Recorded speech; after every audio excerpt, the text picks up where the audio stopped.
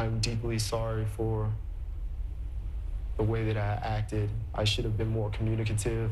I should have been more clear in my intentions. We had a Draco Malfoy lookalike, a lot of apologies, and a surprise of a lifetime during the Men Tell All. And while that might seem like it's the most dramatic Men Tell All in Bachelor history, because you know how they like to throw away that phrase, it was everything but that, you guys. What's up, everybody? I'm your host, Blakely McHugh, and welcome back to another shared news update.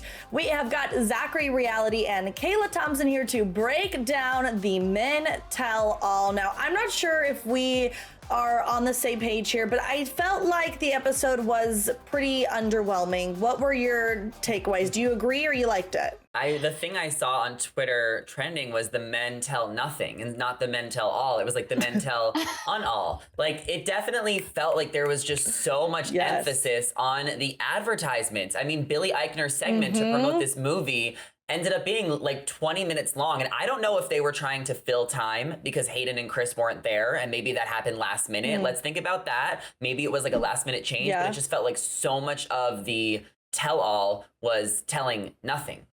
Nothing. You know what? It's true. Yeah, it's true. Last night felt like a long commercial. Like, they really could have just made it an hour. They did not have to give me 30 minutes of the movie and 15 minutes of Bachelor in Paradise. And then they're gonna, it just was like, wow. But you know what? All in all, though, I got what I wanted out of one segment that I can't wait to talk about. So it wasn't horrible for me, but Yeah. Okay. We're forgetting about that whole champagne moment with the app on the phone. I mean, it just was a little... God.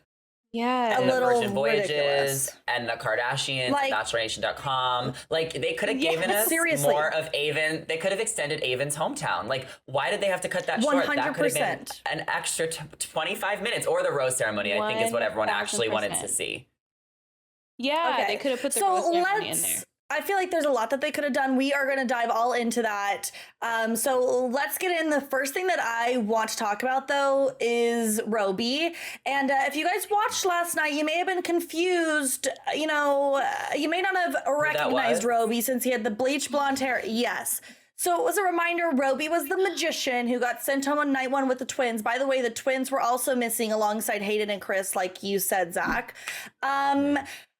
If I'm being honest, I kind of thought the new hair actually looked a lot better on Roby than the old hair. I'm not mad at it. I don't think so. Really? I think it's fine. I don't think it looks bad. I think it's like a summer thing, right? Like, I think it's like a little summer trend. A lot of guys do this, and it's not a bad thing. I might do it. Stay tuned. I mean, Kayla hates it. Look at your face. You would look cute with it, Zachary, but I can't do that. Roby, that's in my red hair. Roby, I love the red hair, and Roby just looked kind of scary. I was like, I don't understand what's going on. What was so scary, Kayla? Was it the look, or was the fact that he was calling out everybody for only spending 4 hours in the mansion? Literally. It was just too loud. Everything was too loud. The hair, him, just his takes. I'm like, why are you speaking? I'm confused. That's actually a great way to describe him.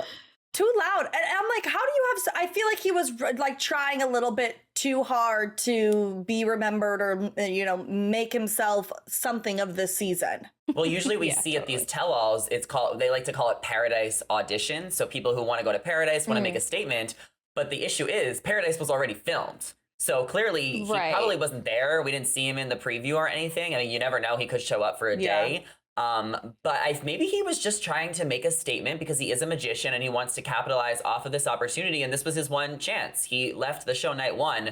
So I'm not completely mad at him just because at least he did something and I respect the hustle. Everybody else played it really safe. It's true. By the way, I was speaking saying, of the twins, go ahead. I was thinking he's either making a check or he's trying to make one right now with like all that he's saying right now, drawing so much attention to himself. So agreed. Zach, did you hear anything about the twins? Like why they weren't there? Or do you even think that they would have added anything? Well, I know the twins are gonna show up in Paradise as late arrivals, so we will see them again. But not even only the twins. I mean, Kirk, there definitely was a few key guys missing from the season. And maybe that was Roby's strategy to just kind of like make a big statement. I'll make a splash if you guys let me come, because they're not going to waste their money flying out guys who got sent home early, like the twins or anyone, on a plane ticket, on a hotel, if they're not going to add anything crazy to the reunion. Yeah. I know the other thing 100%. too is that, like I've told you guys before, I was at the Clayton finale taping, and that studio is a lot smaller than it seems. So while I was there, they brought in like Nick Viall, his girlfriend, Cassie Rodney, and they switched them out for like Caitlyn and those guys. When they did that, they literally had to leave the studio and bring those people in. So there's only enough like actual capacity they can have. So bringing the 30 guys or whatever is this, they would have to like sacrifice a lot of the audience to do that. So that was my thought going into it. Also thinking about how I didn't get the free cruise. I was mad about that. I wish I would have went on this. I wish I would have went on this taping. Did you get anything? But yeah. No, just a little screen time, but which was fun. They're doing the fans dirty. I mean, goodness. All right, let's get into what was kind of actually the portion where the men told something. All right, so we got some apologies.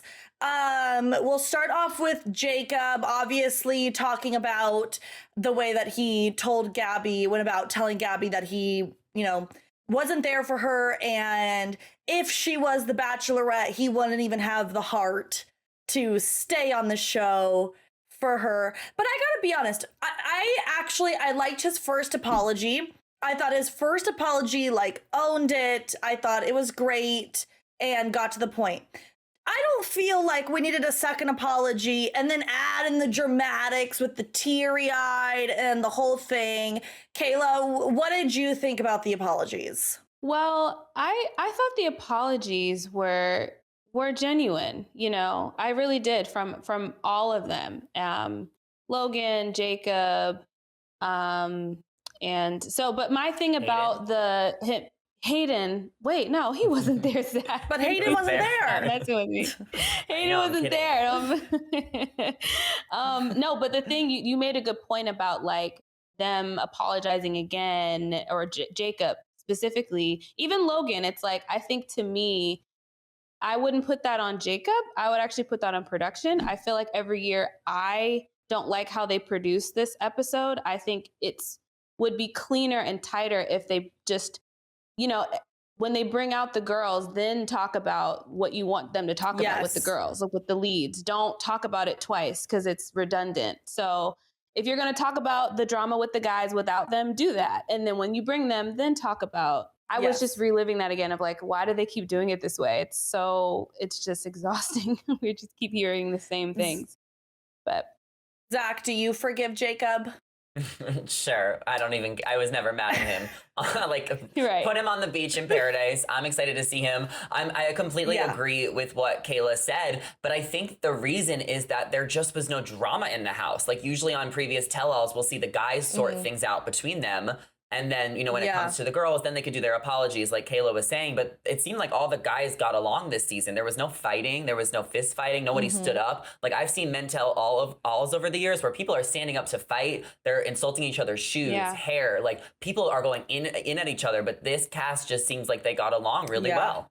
So let's talk about Logan too, Kayla. You brought him up. Obviously, he had an apology. He also had kind of an explanation for the reasoning why he, stuck with Rachel for so long, took that last rose, then flipped to Gabby. You know, I have to be honest, I actually was never mad at Logan. I felt like it would have added fuel to the fire with already Rachel's experience of people turning down the rose at her, rose ceremony. I feel like there was never going to be a right time or a right way to do this.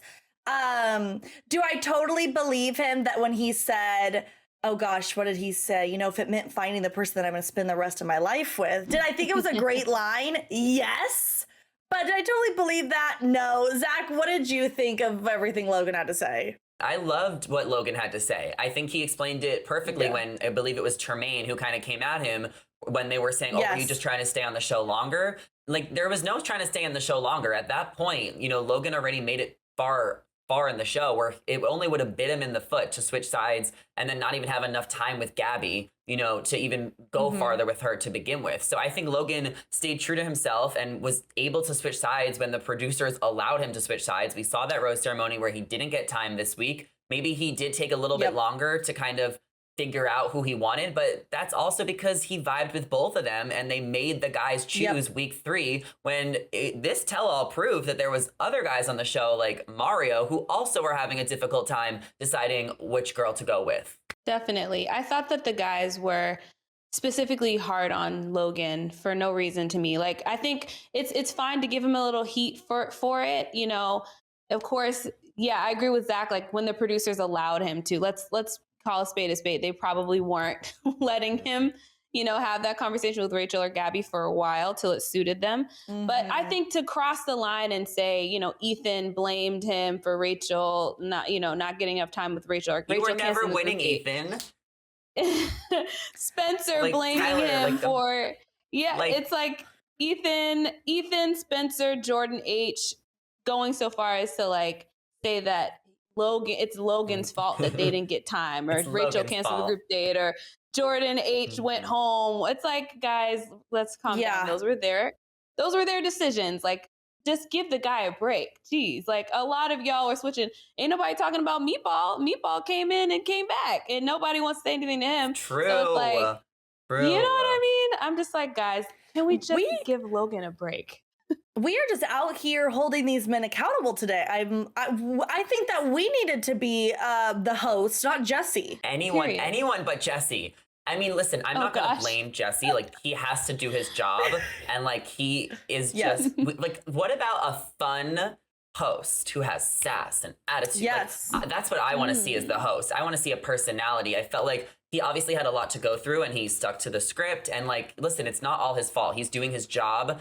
But the mental all was just lacking some flavor, some sass, and some spice. Yes. And they tried to do it with the meatball thing, but that's just so weird. Like, who pours tomato sauce on them? Yeah. It was way too scripted in my mind. It just felt like everything was rehearsed, everything was scripted. I mean, Jesse literally couldn't even go from a conversation with Gabby and Rachel to, should we bring out some more bros? Like, that whole thing felt so uncomfortable, so scripted. He's like, bros, more bros, come out here, bros. I'm like, you sound dumb. And the camera is panning to Gabby and Rachel and all the men, and everybody is like, what the heck is Jesse saying or talking about? Like, we couldn't even have fun with the bros? Yeah, it's like Jesse, right. It's like Jesse, at first I was like, oh, Jesse's being more lively. This is great. I wanted to see this from him. And then it was just like, okay, I don't really feel like this is his personality. I think he's forcing it. I need him to like reel it in because it's really awkward.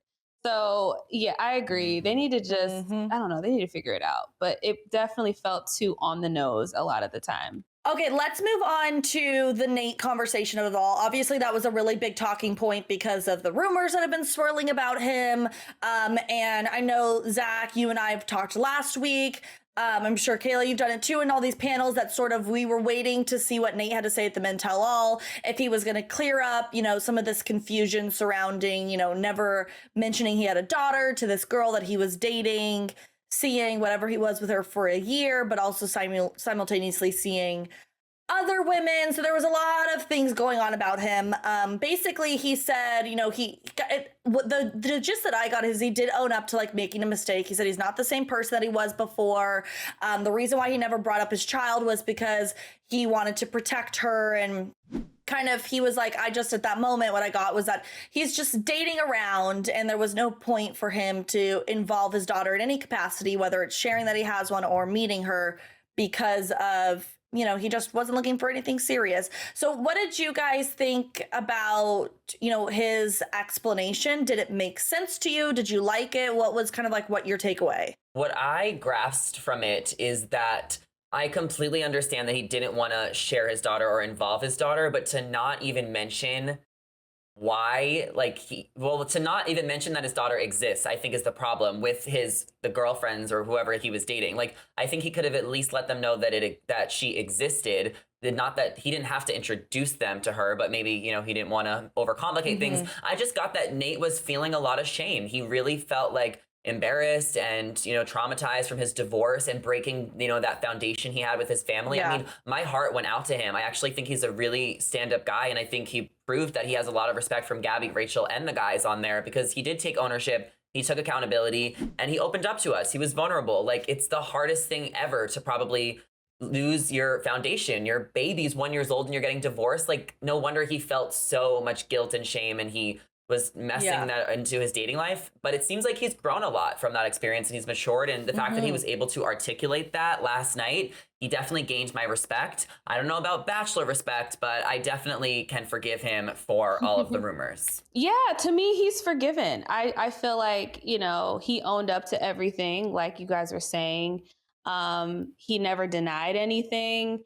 And I think his explanation, even when it comes to you were dating two women at the same time, he kind of like covered it without like trying to, you know, give himself an excuse of like, he mentioned, you know, we never had a conversation of exclusivity, basically, which I thought was fair. And let's call a spade a spade. People are out here doing that all day long, dating multiple people. And sure, it's not a good look, 100%. And I think the reason why Nate's getting more flack than others is because we had this high view of him.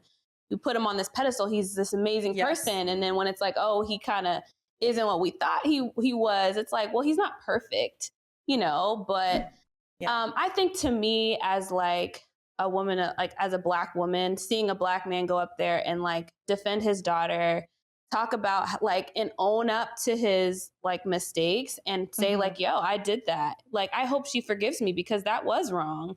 I was just like mad respect. And I think even for Alec to kind of stand up and say like, yo, I think Nate's a great guy. Like, he's made me a better person. I was just happy that Nate kind of really did win me over and was able to kind of showcase that as like a Black man on screen. So I was like, hand claps for me. But I did love that Alex stood up and talked to him too. And I think to like harp on the whole Jesse thing again, like we're kind of, you know, getting on him a little bit, but he wasn't an interviewer in that moment. He didn't really, I feel like if we had Caitlyn and we had Tayshia in there, they would have been like, well, why didn't you ever even mention your daughter? You know, I feel like that's the point that a lot of people are confused about is how he never even, you know, he didn't tell this woman that he even had a child. I don't think it's the fact, like, I think everybody can understand him not introducing his child to somebody if it's not something that he's seeing long term or X, Y, and Z. I think what people are confused about is how he never even mentioned that. And I feel like Jesse kind of let down in that regard. But the other part of me feels like after seeing how they handled this with Nate, 100% he is going to be the Bachelor. That's why they didn't hound him. That's why they didn't make it difficult for him. That's why after he just said something really good, they just let it be. I mean, am I wrong? No, I see it. I mean, he's definitely in the running. I mean, he's definitely in the running. I think that he probably looks the best and most eligible out of all the guys on the Men Tell All stage.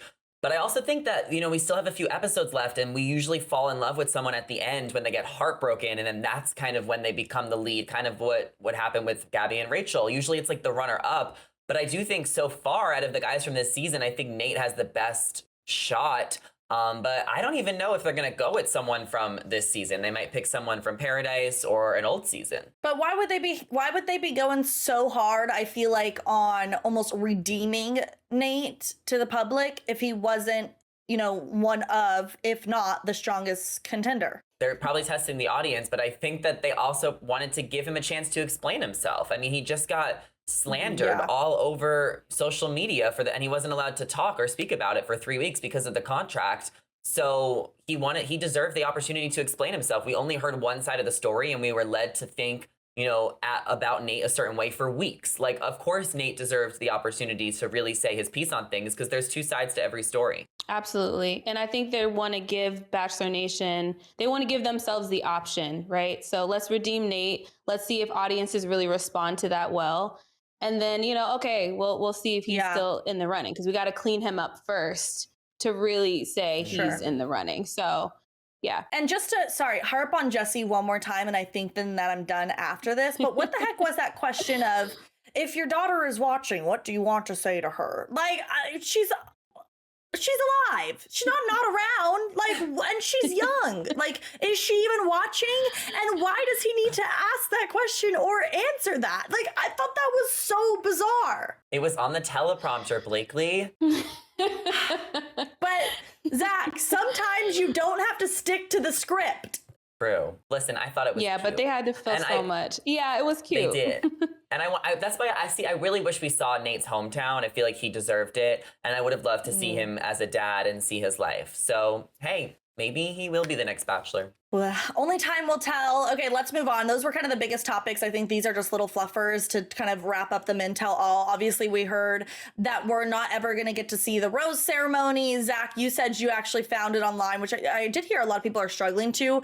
But basically, they just told them that they're all moving on, right? Like, it wasn't a big deal. Like, when the 3 guys showed up for each girl, there was no roses. And then Jesse Palmer came in. It was kind of like a little freak out where they tried to like mess with the guys and be like, where are the roses? And then Jesse came in with like 6 roses. And then instead of like handing them out like one at a time, like Rachel and Gabby just walked to the guys, gave them roses, cheers. And then next week they're going to the Riviera Maya in Mexico for Fantasy Suites. And then also I fast forwarded through the life-changing news moment.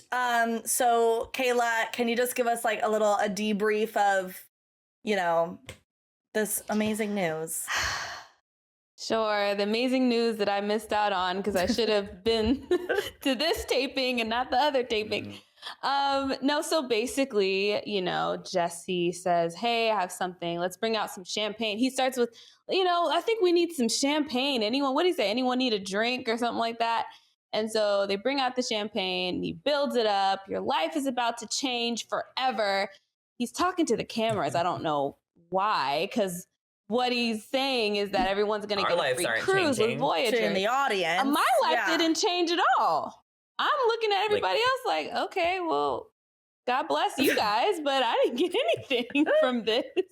But did you know the tea about the cruise is that you have to use it by the end of the year, and you can only leave out of Miami or Barcelona.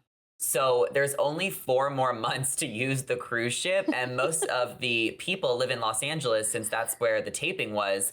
So I don't know if they're actually going to go on the cruise. I am in touch with like 5 or 6 girls from the audience, so I will follow up with you guys. And that's how I was able to get the tea.